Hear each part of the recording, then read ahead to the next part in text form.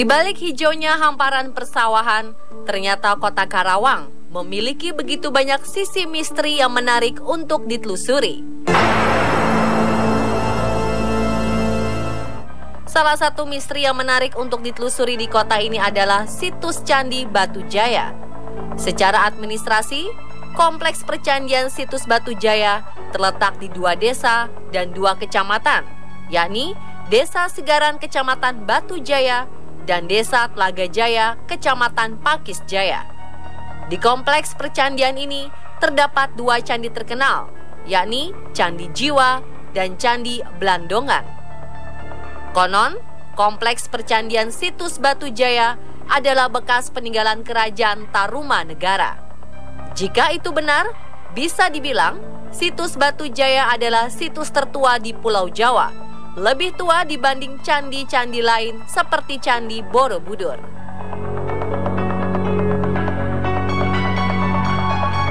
Bahkan kalau Candi Borobudur yang saya lihat di catatan sejarah itu abad 830-an. Kalau percandian Batu Jaya itu dari akhir prasejarah awal Hindu-Buddha berjalan sampai abad 5, bahkan sampai abad 7.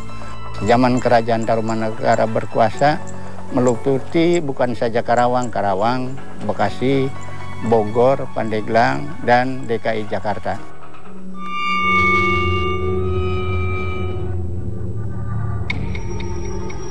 Kompleks situs Candi Batu Jaya pertama kali ditemukan pada 1984. Mulai diekskavasi pada 1985 dan dilanjutkan pada 1996 hingga 2001 oleh tim arkeologi Fakultas Sastra Universitas Indonesia. Pada proses pemugaran, para ilmuwan kemudian menemukan batu-batuan pembentuk candi dari fragmen tulang belulang manusia dan binatang, gerabah, serta kerang-kerang laut kuno.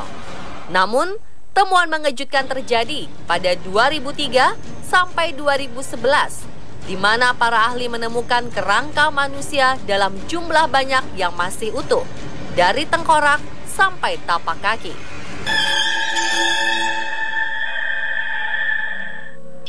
Penemuan kerangka manusia ini tentu menimbulkan tanda tanya besar.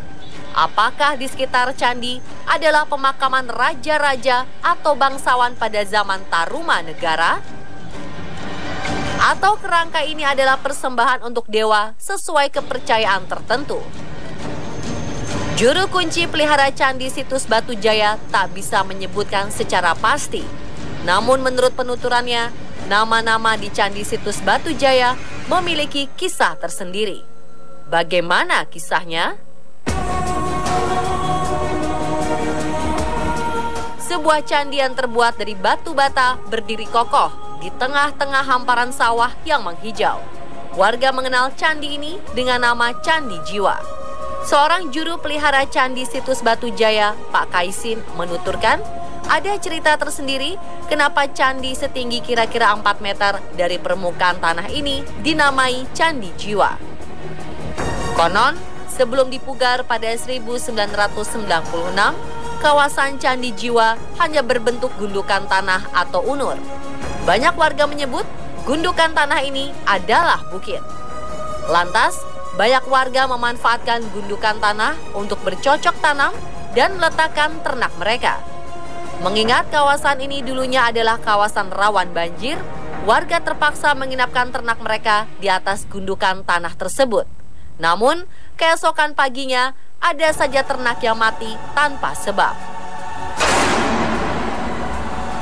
Dari situ, warga tak lagi menyebut gundukan tanah ini dengan unur, namun unur jiwa, karena sudah memakan jiwa-jiwa binatang tersebut. Alhasil, ketika pemugaran pada 1996 ditemukan candi di bawah gundukan, warga lantas menyebutnya dengan Candi Jiwa.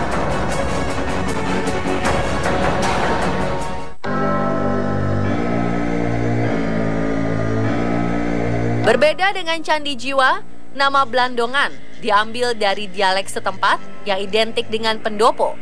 Hal ini dikarenakan lokasi candi sering dijadikan tempat istirahat seusai mengembalakan ternak.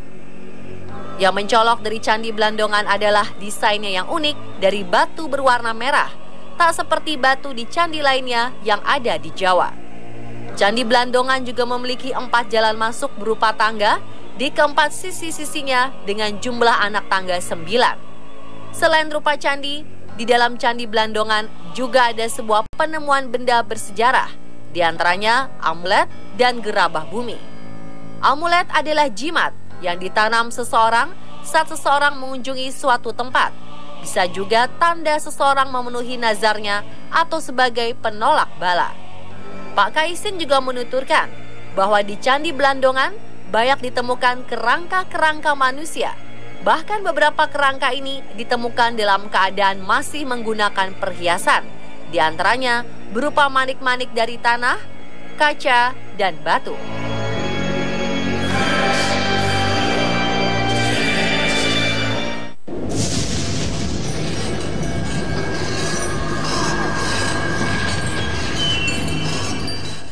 Tak hanya penemuan kerangka-kerangka misterius, di Kompleks Percandian Situs Batu Jaya juga terselip sebuah cerita misteri bahwa ada peraturan tak tertulis yang melarang pengunjung untuk membawa pulang batu-batuan candi.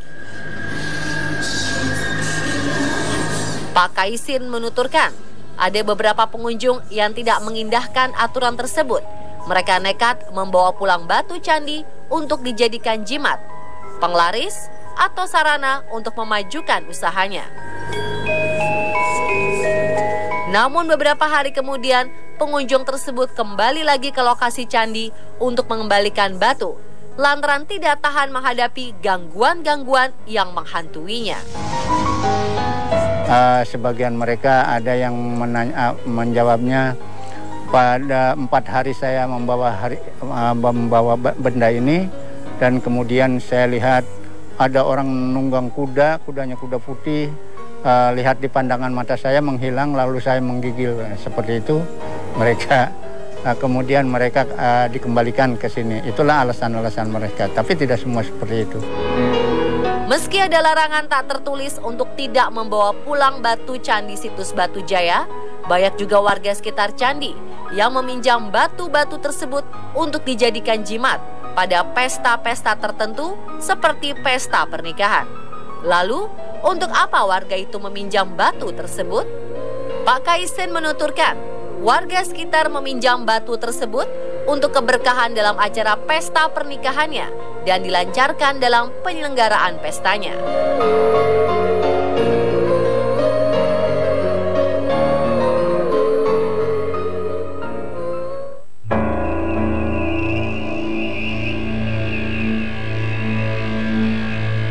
Selain mitos tentang larangan untuk membawa pulang batu dari Kompleks Percandian Situs Batu Jaya, menurut penuturan warga setempat, di Kompleks Percandian Situs Batu Jaya ada sosok misterius yang hingga kini tak bisa dijelaskan oleh akal sehat.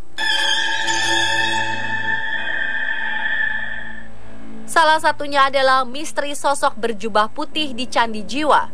Menurut penuturan juru pelihara, tak ada yang tahu secara pasti siapakah makhluk gaib berjubah putih tersebut. Apakah ia masih ada hubungannya dengan kerajaan Tarumanegara atau tidak?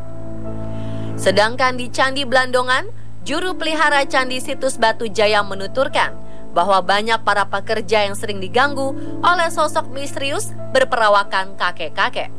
Bahkan para pekerja di Candi Blandongan menuturkan bahwa mereka pernah melihat sosok misterius tersebut dan mengaku mereka kerap diganggu oleh sosok misterius tersebut.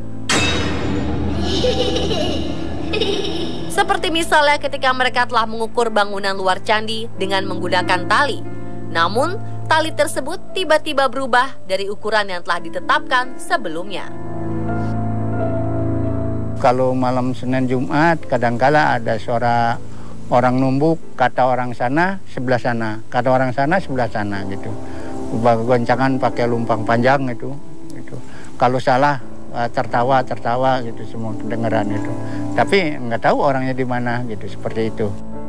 Sama halnya seperti di Candi Jiwa, juru pelihara Candi Situs Batu Jaya tak tahu secara pasti siapakah sosok misterius berperawakan kakek-kakek tersebut.